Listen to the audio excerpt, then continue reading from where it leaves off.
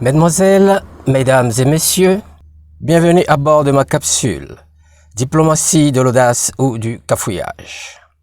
C'est à quel propos de l'expulsion de l'observateur de l'État d'Israël au dernier sommet de l'Union africaine tenu du 18 au 19 février 2023 en Éthiopie. À qui attribuer la faute de cet imbroglio diplomatique? Les deux? La responsabilité ne revient-elle pas entièrement au président Moussa Faki? Je souligne d'un double trait. Au président M. Faki pour des raisons qui suivent.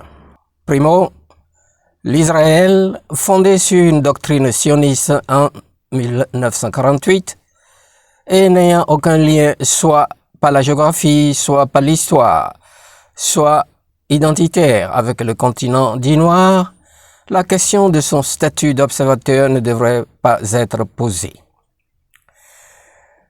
Secondo, n'étant de diaspora africaine, il ne peut se prétendre ou contempler un statut d'observateur à l'Union africaine. Impossible de nous faire croire que le sieur Faki ignorait ces faits saillants. Maman Arikana Chiambori, s'il vous plaît, revenez.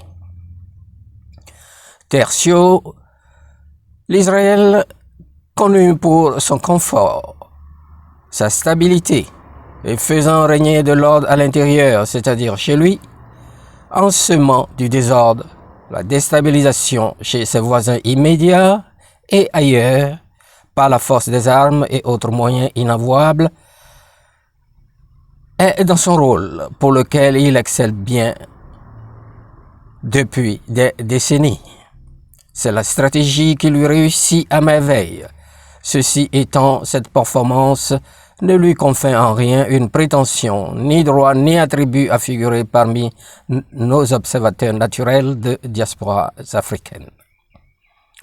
Quattro, la sortie angélique et médiatique de clarification de Faki pose plus de questions auxquelles nous attendons des réponses à la suite de son enquête promise que nous espérons avoir lieu avant le prochain sommet ordinaire de l'Union africaine.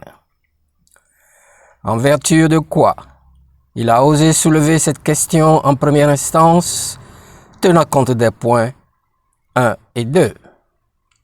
À sa connaissance, existe-t-il des organisations de même type qui aient accordé le statut d'observateur en leur sein à l'Union africaine ou à un État africain sans lien géographique, historique ou identitaire? Les citer, s'il vous plaît.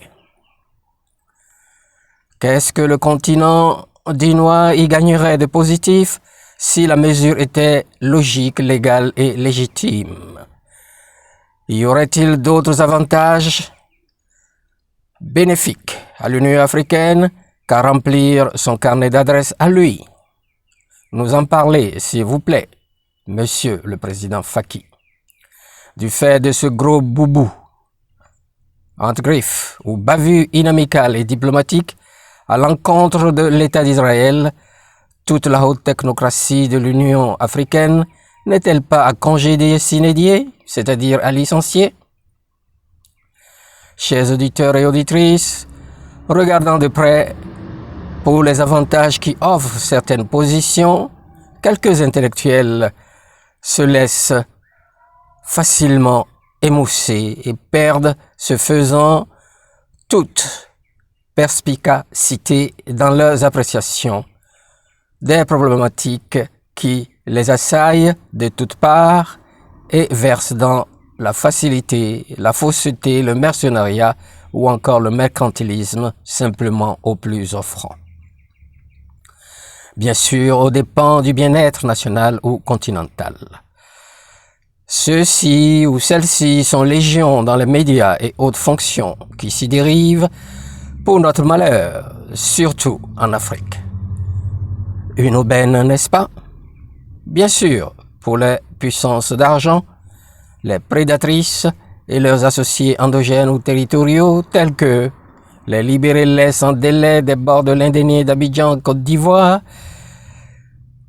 et autres emballés d'Ambalo, de Bissau, sans oublier les adoubés Baby Déby de N'Djamena, le doyen Von Chaibo sur Niger, la nouvelle étoile filante et consort. Heureusement qu'il y a plus qu'une lueur d'espoir, une renaissance à nos États tels que le Mali, le Burkina Faso et la Guinée-Conakry, aidés entre autres par la République centrafricaine, la République sud-africaine, l'Algérie, qui mutualisent leur potentiel et effort pour une autre politique que la France africaine, génératrice de déchéances économiques, de fuite de cerveau et bras valides d'un continent riche mais appauvri, de par la volonté d'autres venant de l'extérieur et de ceux ou celles de la diaspora africaine à leur solde, leur prototype étant les Mbembe.